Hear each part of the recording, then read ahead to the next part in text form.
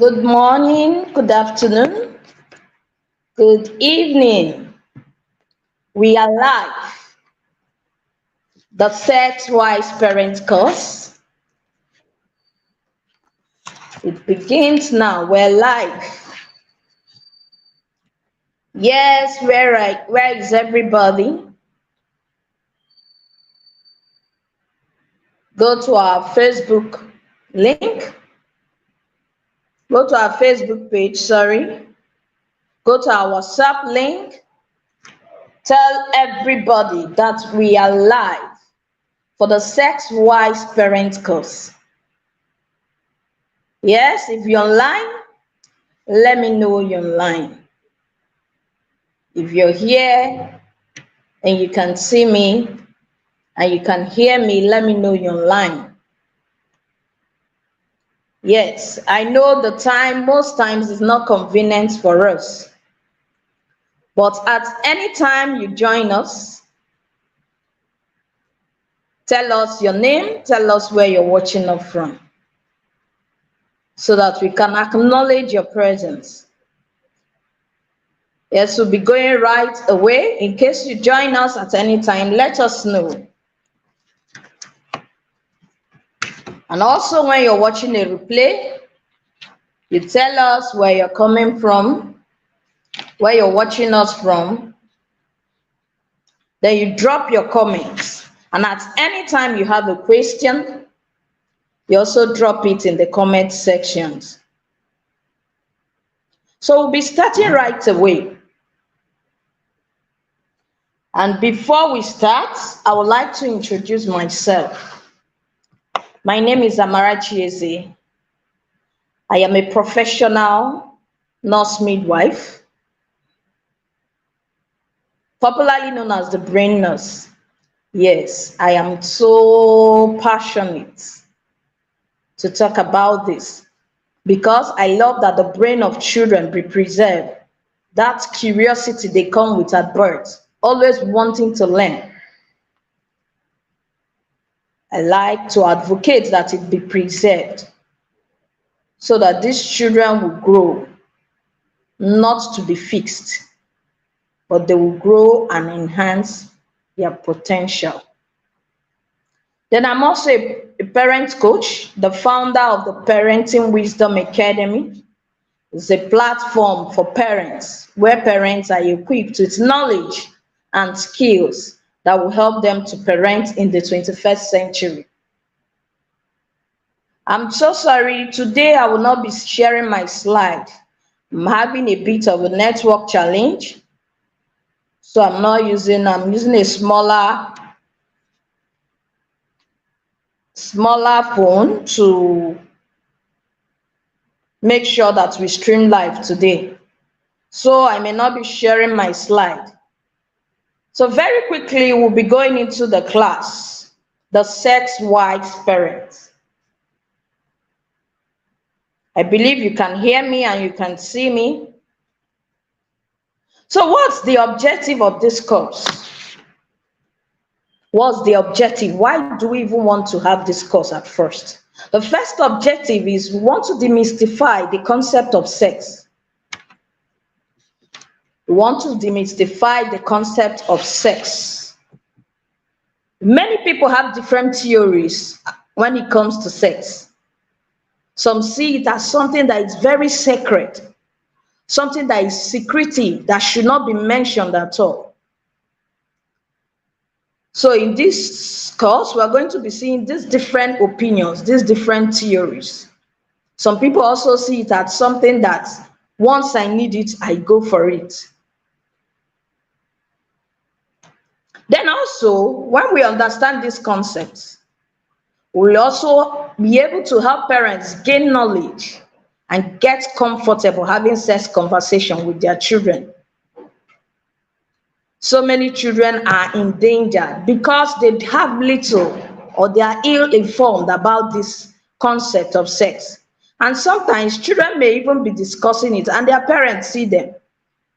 Once their parents come, the clue they will give will make the child think that he or she is saying something that is an abomination.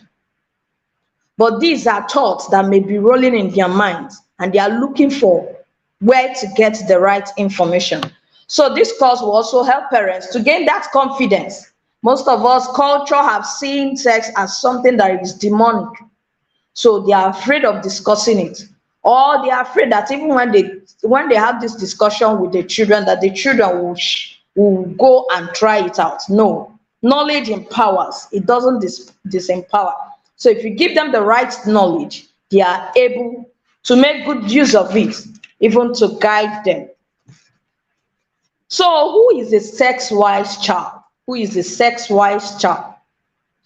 We said that a sex-wise child is a child who is well equipped with the right knowledge, very important, the right knowledge, and also the right skill to know what to do when faced with challenging conversations and difficulties when it comes to the issue of sex.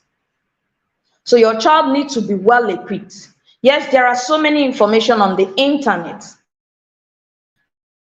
Finds anything it's looking for, both the right one and those that are not good for the child. So the child needs to get the right knowledge from the right source, from the right person who will equip them. Then not just that, he will also get the skill that is needed. He knows when to say no and say it with audacity. He knows when to have conversation with his peers. If they are having difficult discussions. I told us in one of my posts, I talked about my child in their class. Somebody asked, they were having a discussion, somebody asked, does your penis rise up? So when children are faced with these discussions, they know what to say and why it is so. So that the children they are discussing it with, most of them are ill-informed. Most of them don't have the right knowledge. So when such discussion comes, your child is able to stand and say, no, this is how it is. So a wise child, a sex-wise child is that child that has the right knowledge and also the skills needed to face when faced with these challenging situations and also difficult situations that may come in life.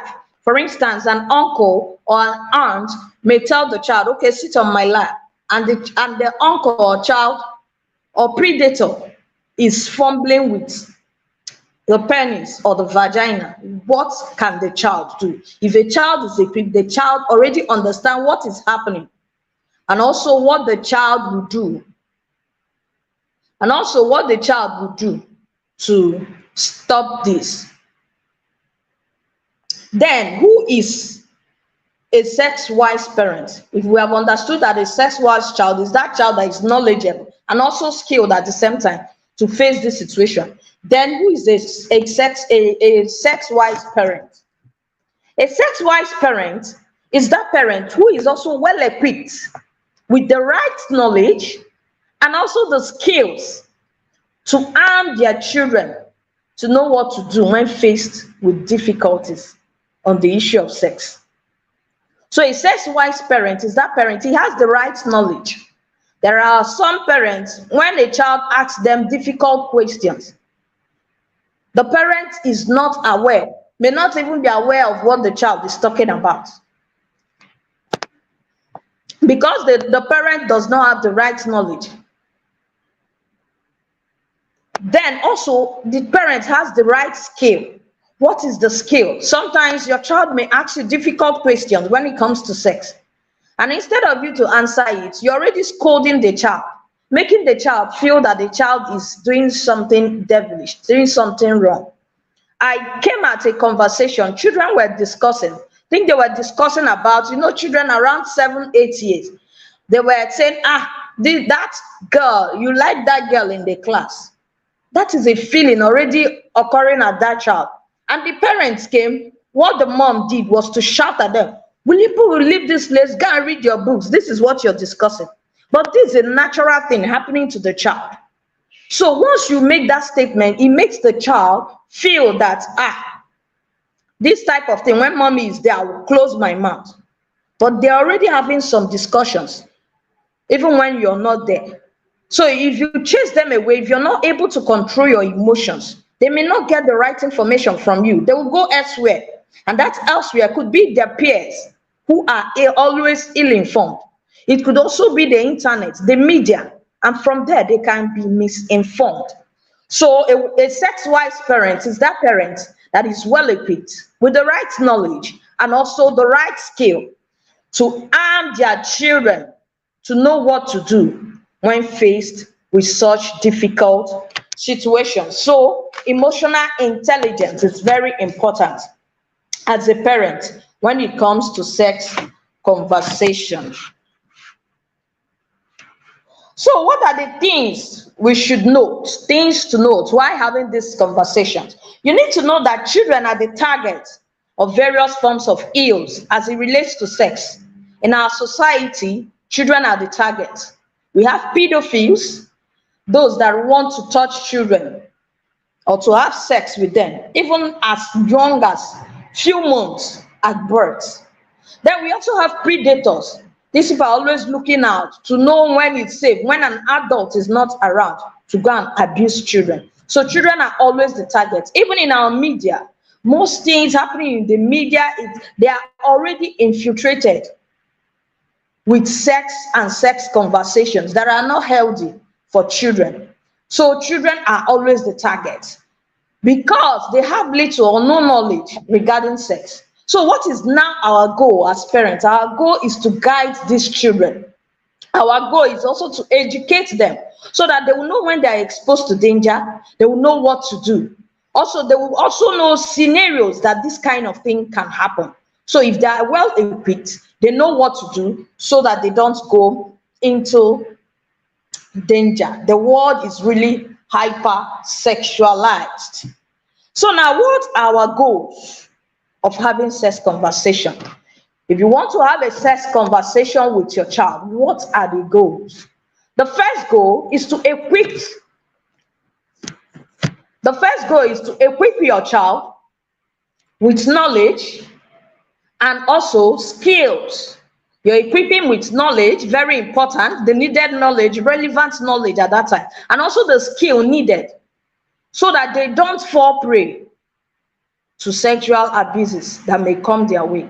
So that is the first goal of a parent having a sex conversation. Then the next one is to teach them the right knowledge so that they can participate in the talks, the contemporary discussions their peers will be having. I think I cited an example that children may be having a discussion. Let's take, for instance, they are telling the one of them, this person is your crush. What makes children have feelings or have a crush is because I was discussing with one of my adolescents, and the child was talking of that having a crush is not bad. Yes, what does it even mean to have a crush? It's for you to have a feeling you like somebody, and liking somebody, what does it really mean that you are in the act of doing something wrong? No, it's a feeling that comes, and once they are growing up, once hormones are in their body, it comes up. That doesn't really mean that they are doing anything wrong, but the thing is that when that feeling comes, how do they handle it? Somebody may be having a crush because he likes the way the guy or the girl dresses, or he likes the way the person is having that crush speaks, or he likes the way the person comports his or herself, and that feeling comes. So when such feeling comes, you need to tell your child it's not for him to concentrate on that feeling. He should discover what is that thing that thing that attracts him or her to that person. When he discovers it, he can use it to build his or her own self. Do you get that?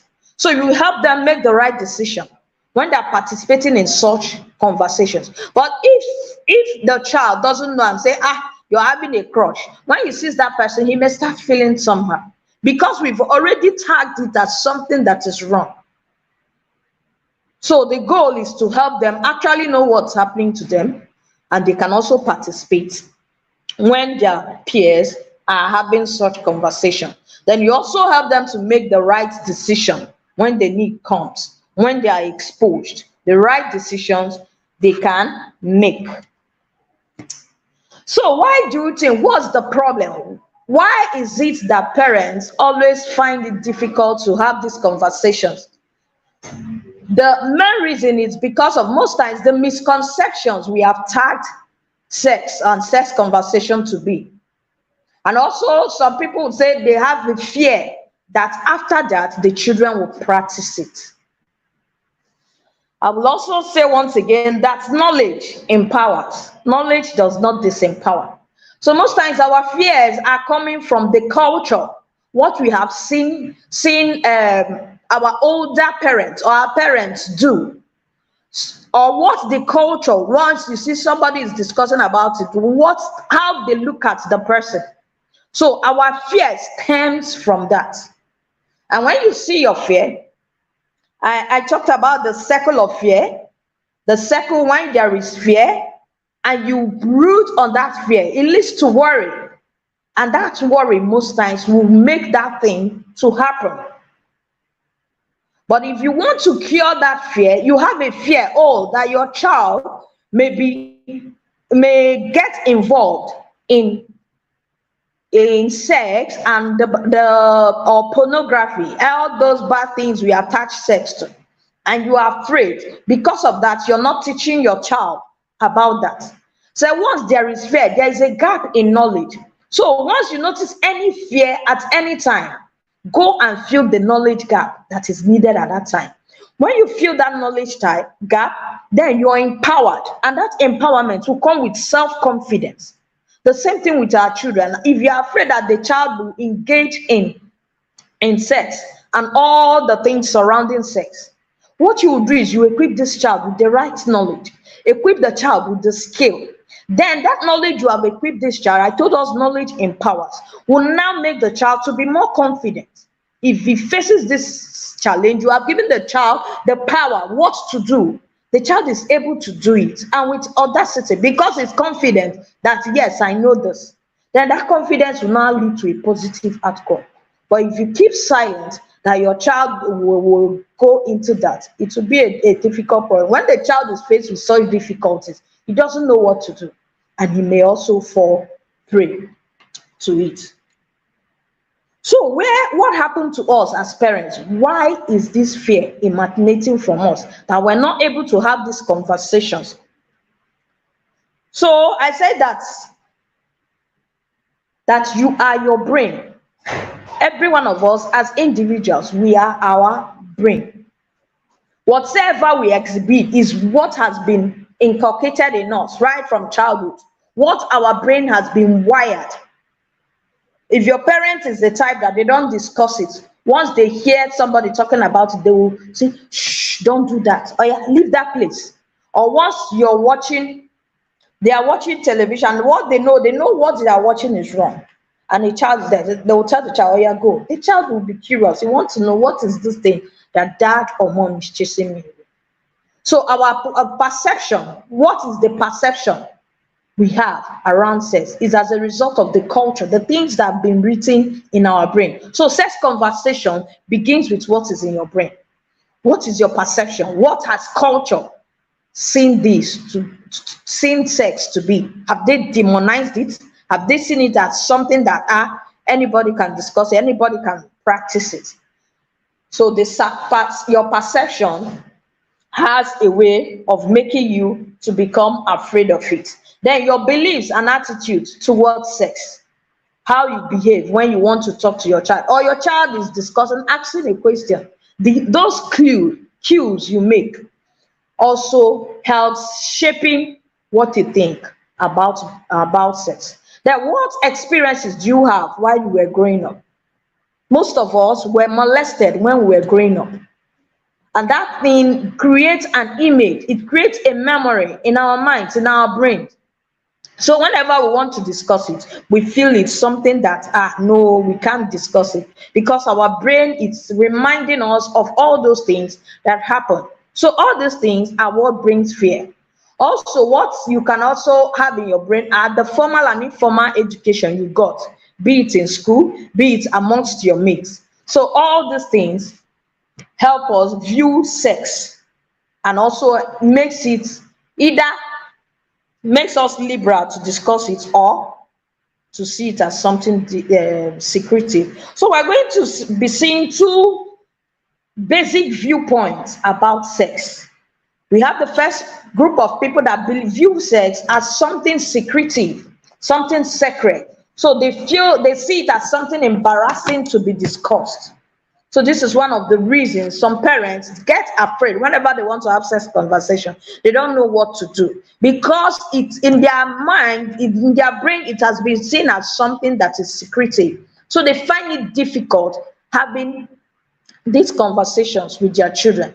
Then others believe that it is something pleasurable and done when desired. My husband will always say that in this part of the world we find ourselves now, in Port Harcourt, that they see sex as a handshake. So people feel, when I want it, I go for it. People use it to make money. So these are two different views, and these viewpoints have brought these various misconceptions associated with fear when it comes to us discussing or having these conversations with our children. So we're going to be tackling these misconceptions. We'll be tackling these misconceptions so that we will find ourselves, we'll be free giving this talk, having these conversations with our children. So the first misconception here is that sex and having feelings of sex are bad and makes us sinners. No, we should not demonize sex.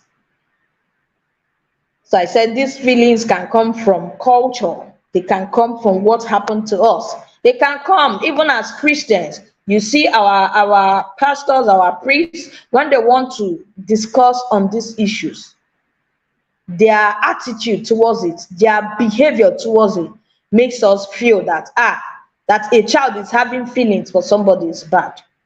No, having feelings is hormones. It's showing that this child is going through puberty.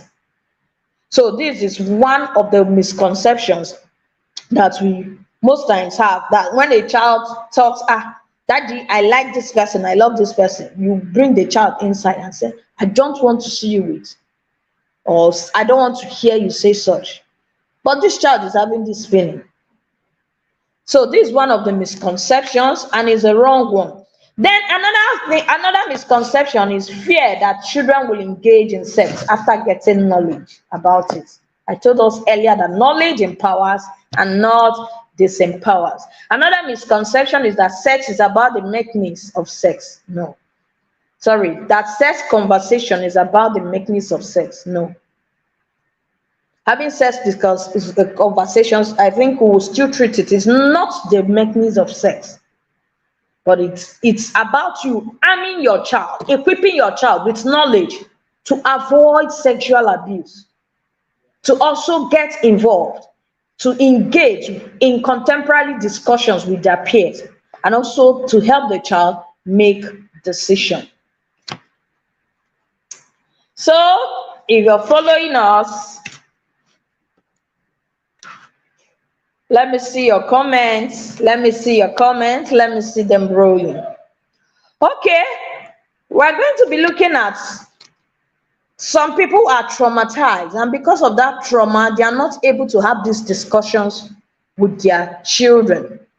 So how can you help yourself if you're in that category? The first thing you need to do is to think about what happened to you. Think about it. Just with yourself. How has it affected you? How has it affected your perception about sex? So when you think about it, write them down.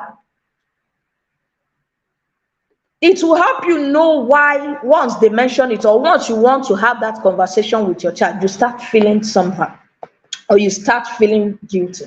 So when you write it down, you can share it with a friend, or you can share it with a professional. So this will help you at least get away with these empowering thoughts in your mind, and also it will help you to get the needed help that you need, so that these fears will give way. Then also, once you have done this, you need to forgive yourself. The thing is that once trauma happens, most times we keep blaming ourselves. But I want to tell you that it is not your fault that it happened. It happened because you are not aware, you're not knowledgeable. You didn't know what to do. That your uncle or your auntie molested you is because you didn't know what to do. You didn't know how to get help. That is why you fell or you fall a prey. Or somebody raped you. You didn't know what to do. It wasn't your fault. So when you're able to remove those things from your mind, when you get the needed help, then you now go for knowledge to teach your children. You get knowledge. Our academy, it's already on. You need to join us. In our Facebook, you have the Parenting Wisdom Academy and the Parenting Wisdom series. Any of them, join us there. We discuss issues on parenting. So get knowledge. When you get that knowledge, you'll be able to equip your child. Now, what is the right view about sex? We have discussed this misconception. Now, what do you think sex and sex conversation is? First of all, sex was made by God. And it was made to be pleasurable only in marriage. He made it to be done in marriage. He didn't make it because once you start having feelings or once you feel you're up to the age of puberty, then you start having. No. God made sex to be good and also to only happen in marriage. So we're going to see, let us make this proof. Looking at Freud's psychosexual theory, we need to see that from birth, there are certain areas that bring pleasure or frustration to us. We call it erogenous zones. So in every stage in life, from childhood, there are areas in our body that serves as a source of pleasure. So we're going to be listing the 5 stages by Freud, the Freud's psychosexual theory. So he listed 5 stages. The first is the oral stage. And this oral stage begins from birth to 1 year. So children derive pleasure from their mouths. So they like to suck, they like to swallow. That is why when you see a child that is breastfeeding, as he's sucking it, before you know it, what is actually happening? He's deriving pleasure from sucking, from swallowing. So this group of people, what is their characteristics? These people, children at this age, they are babies, they are sensitive to touch. So how will you help them? Somebody was asking, when do you start having sex conversation? And I told you start having sex conversation right from birth. Once the child is born, you start sex conversation. And how will you start it? The touch we give to children, the cuddling we give to them, it does something to them. It helps them know, it helps them build trust. It helps them know that, I am loved. Somebody is here to help me.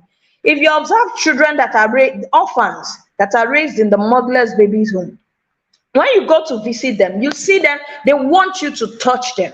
Why? Because they have not felt this love around them. They have not been able to feel trust. So once you go there, they want you to touch them. So touch does a lot of things to children. It's a form of sex conversation. So it also helps them build self-esteem. They know that, when I cry, somebody is here to hold me. So what do you do? How do you start these conversations with them? Cuddle them from time to time. Cuddle them. Sing to them. Talk to them. Use affirmative words on them. Tell them, oh, you're a great boy, you're a great girl, you're a beautiful baby. All these things does something to them. So it's part of sex conversation. So in this oral phase, the 0 to 1 years, when these children get fixated in life, fixation is like that his energy, he builds in energy in that. So later in life, you see them, they are the people that want to suck. They are the people that bite their nails because they've spent a lot of their energy in that and they are not able to overcome it. So once they witness, they are in stress, under duress, you see them sucking their hands or biting their nails. So the next stage is the anal stage. In this anal stage is from 1 to 3 years. Children here derive pleasure from withholding or expelling feces. You see children, babies, when they want every morning you put them in a potty. Some of them will poo, some of them will not want to poo. But when you remove the potty, you see them pee or poo on the floor. They are deriving pleasure doing that. Either they are holding the feces or they want to expel it. It's also a part of sex conversation. So how will you deal with these children? You have to be patient with them to build their self-esteem. Be patient with them. Not when they do that, you shout at them. Then they also need cuddling. Sing to them. They love a lot of song. Sing rhymes. Then words of affirmation. Then at this stage, you also begin to tell them who they are. You are a boy like daddy. You know, things have changed now. The LGBTQ world, they were told us that children are the targets. So there are even baby clothes that are all sexualized. So at this stage, from 1 year, keep telling them you are a boy, you're beautiful as you are. God made you a boy, God created you a boy. The same thing with the girls. All these things are part of sex conversation. And also some parents make this mistake because maybe their children have a coily hair, a good hair. They tend to leave it. And sometimes they also make it. You're making the child confused. You're making this child to become confused. We call it identity crisis. I think we'll deal with it so that's tomorrow. We'll talk about it tomorrow. So you let them know who they are right from that tender age. So don't make them feel confused. They can, at that age, when they grow up and they see that their picture, they may like it and say, oh, in their mind, they want to be like this. So if those people now bring this, that means you can be a girl, you can be a boy, this transgender issue, then it's easy for them to agree with it. After all, their mommy or their dad allowed them to carry such hair. So it is right from age 1 to 3, we begin to talk to them, teach them who they are. Then the next phase is called the phallic stage. This is age 3 to 6 years. At this stage, these children derive pleasure from touching their genitals. You see children at that 3 years, 6 years, they are touching their genitals. And most times, because parents are ignorant, when a child does that, you hit the child. You hit the child. Some people will even make some passing comments. Children of nowadays, see even this small one. That is a natural occurrence. But then what do you need to tell at that stage? What do you need to tell your child? You need to teach them that their genitals are not are not toys. Their genitals are not toys. They don't need to fondle it. They don't need to play with it. That they are there as a sense organ for peeing. Nobody plays with it. Not even mommy, not even daddy, not their auntie, not their nannies, not anybody. You teach them. Then if anybody does that, what should the child do? Tell the child you can shout, you can scream, you can tell mommy. So at least this will protect them from predators, from nannies, from house help, drivers, and all those people that take care of them. Because these children are, even though they don't know what is happening to them, you've educated them that once this happens, this is what they should do. So you should begin to set boundaries to them. And also, sometimes at this stage, they like to throw tantrums. So you also teaching them self-control will also help. And to teach self-control, you also have to you also need to build, as a parent, you build your emotional skills, because they can get you frustrated. Then the next phase is the latent stage, the 6 to 12 years. Here, latent means it's hidden. So children, there is nothing that gives them pleasure at this time. But their energy is focused more on developing social and intellectual skills. This is that stage when they begin to go to school. So what is the sex conversation you need to teach them as children at this stage? At this stage, this is now when you start teaching them how to make friends.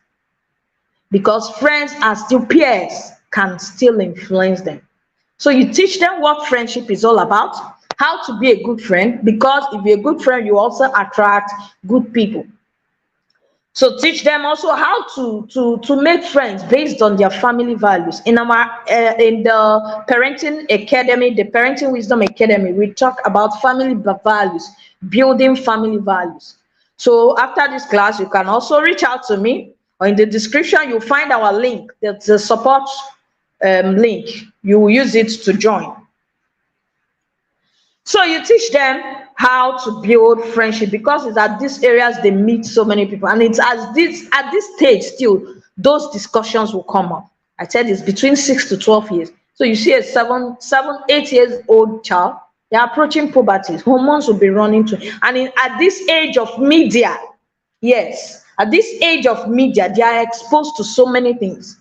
Most times we leave our children to media, to television, to phones. You don't know what they're getting into. Media now are hypersexualized, are sexualized. A child may be playing game on phone, and before you know it, something will pop up. You're not there.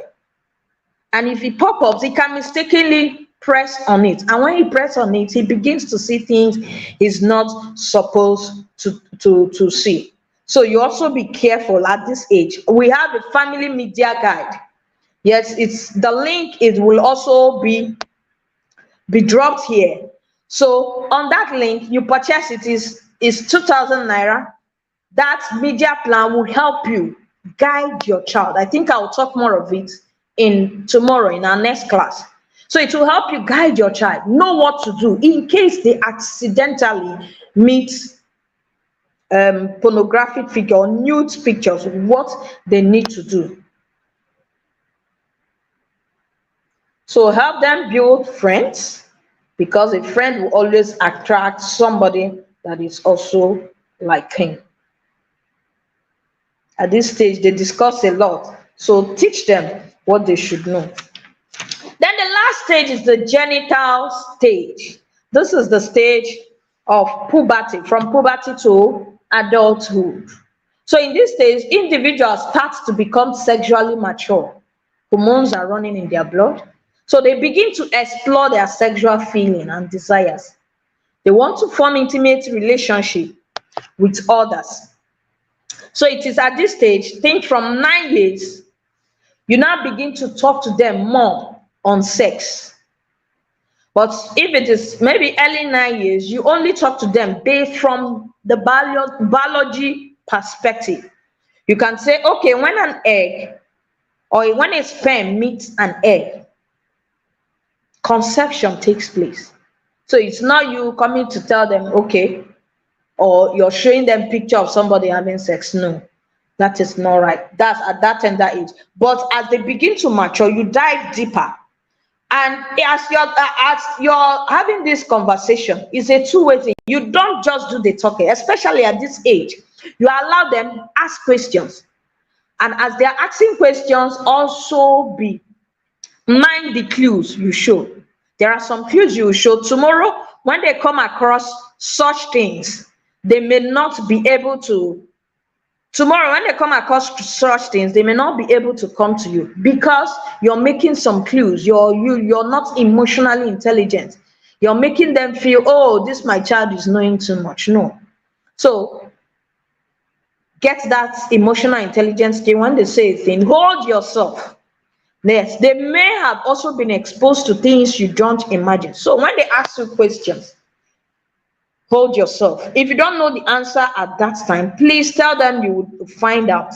Don't go and give them half information that will make them, so when they ask another person and another person tells them and they feel is that, they will not come to you. So make sure you're equipped with the right information. Also at this stage, I believe you must have built, if you started from the first phase, to cuddle, to sing to your child, to use affirmative words. Your child, you should have a healthy relationship with you. So with healthy relationship, you're more able to talk to these children.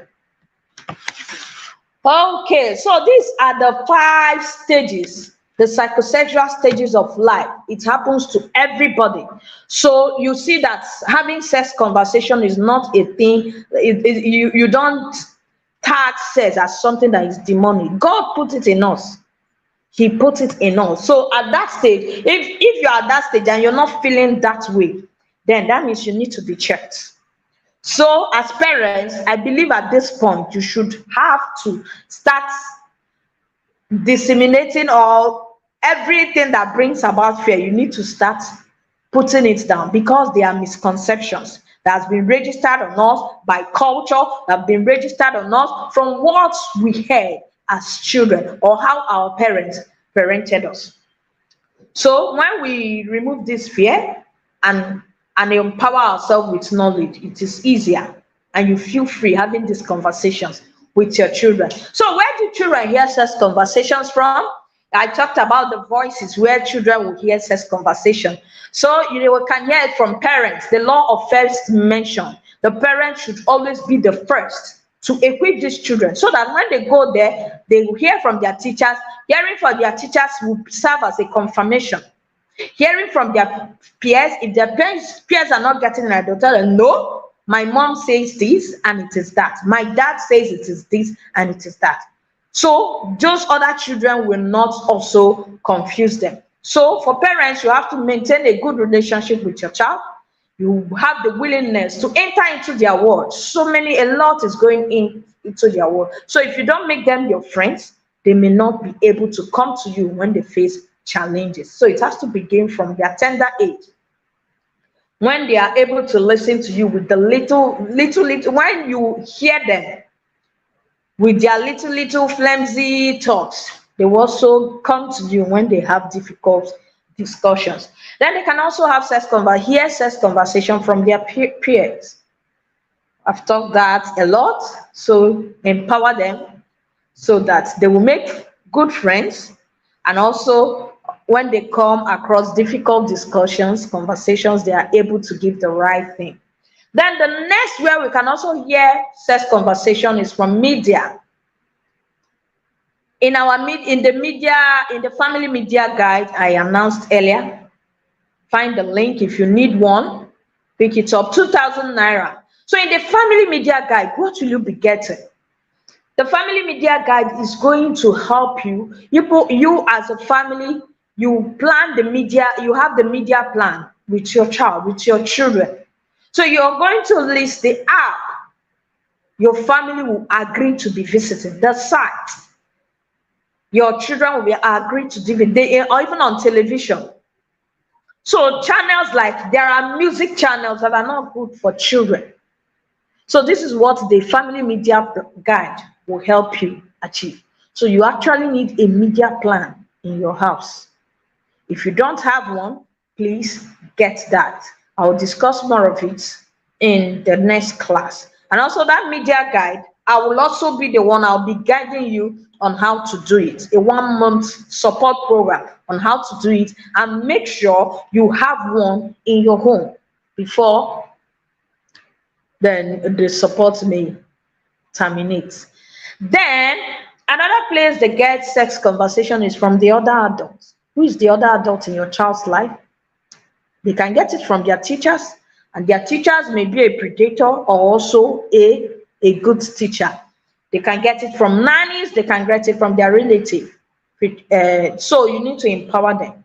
When you empower them, these other adults will serve as a multiplying force to pass on what you're teaching. Or if the adult is the wrong person, then the child will know, oh, my mom says this, so that means this adult is a predator, and he will come and relate that to you. Then also the other adults can be mentors. That is very important. As children are growing, they need mentors. There will be a stage in life that your child may not want to come to you to discuss certain issues. But if the child has a mentor, it's easier for this child to go run to his mentor, and the mentor may tell you, okay, see what's happening in your child's life. And with that, you know how to teach your child. It's not that the child will only come to you. Maybe he needs, or he or she got stopped on the way. He may come to you to ask and clarify things. But if a mentor is there, the child is able to talk, to speak freely. Okay. In conclusion, Conclusion, we need to know that children must hear sex somewhere. Yes, they must hear it from somebody. So why won't that person be you? Why won't you be the one to equip the child? Because if you equip your child, you know you're giving your child the right information. So don't think that you being silent to make your child not to get this information. Information is everywhere. This is information age. They can get information. Even when if you don't give them a phone, they can in schools, their friends have phones. They can use it and browse through. And with that, they get the information they are needing. And mind you, media is not your friend. They are all into business. So anything that will make their business move, they will do it. Then also, silence is not a strategy to have sex conversation because your child is listening. Your child is listening, even though you're not talking. So don't choose silence as a strategy to make your child not to hear sex and also have sex conversation. So who will your child be listening to? Will it be you? Or will it be their peers? Or will it be the media? Or will it be the other adults? So you need to discard your fears by gaining knowledge. I believe at this point, you don't have any need to fear. If you still have need to fear, join our academy, the Parenting Wisdom Academy. Find us, we're on Facebook. Also, down there below the description, in the description, you'll find our WhatsApp support group. Join us there. Then I have an assignment. Sorry that the slide, I couldn't put the slide. So our assignment, I'm going to read it out. The first, the assignment you should do, one, list out your fears. What are those things you're afraid of? List them out. Are they misconceptions? Are they the trauma you have gone through life? Please list them out. It will help you a lot. Then if there are misconceptions, you need to discard it. I've told us that sex is good. We saw how God created it right from age 0 down to adulthood. The fraud psychosexual theories. At every stage, there is a place a child feels pleasure. So it is normal. So discard all your fears and replace them with what? Knowledge. Go for knowledge. And you're in the right place, gaining knowledge. Then, if it's trauma, you find help. Trauma will keep you down. If you don't find help, you can't move ahead. So find help so that you can move ahead. Then the next assignment is, what is your belief system about sex? What do you believe about sex? Do you believe that sex is good, or you are among those that demonize sex? So your belief will also help you have sex conversations with your children. So at this point, if you have any question, you can drop it in the question section. Also, if you join us, maybe you are catching a replay and you have a question, please put it down in the comment section. We'll be coming back here tomorrow, still the same time, 3:30. So we'll see again tomorrow. If you have your questions, write it down. Tomorrow, if we also have enough time, we'll attend to questions. So thank you for your time. It's a great privilege. It's a great opportunity talking to you. I do not take your time for granted. See you tomorrow. The time is 3:30 p.m. And make sure you do your assignment. Okay, even if you don't do it, try and do it before tomorrow. It will help you move along in the journey. So thank you, and see you tomorrow. Have a nice day.